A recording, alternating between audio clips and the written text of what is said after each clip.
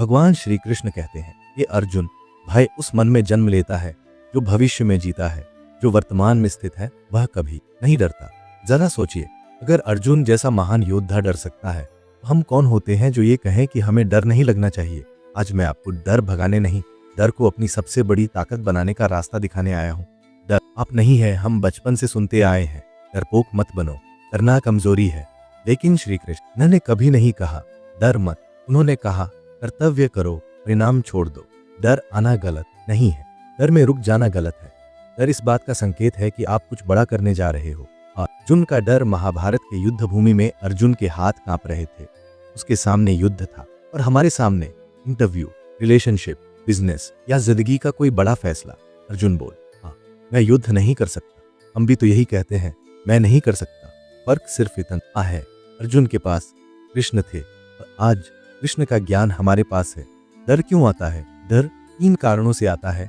सफलता का डर, लोगों के द्वार क्या कहेंगे का डर, गलत निर्णय लेने का डर।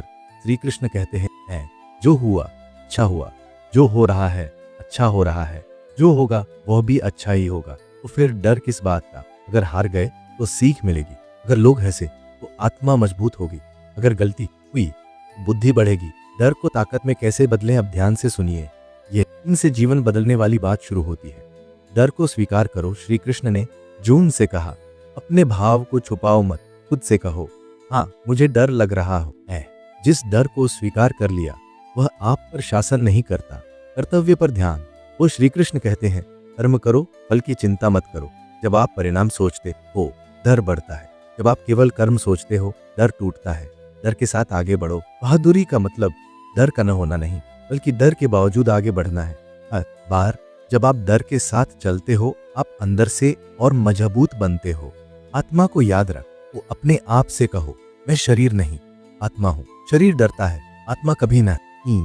डर और विश्वास, जहाँ डर होता है वहाँ विश्वास कम होता है। श्री कृष्ण कहते हैं, जो मुझे समर्पित हो जाता है मैं उसका भार स्वयं उठा लेता हूँ।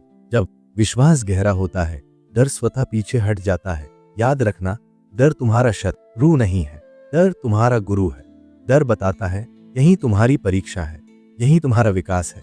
आज डर से भागना बंद करो, आज डर को प्रणाम करो और आगे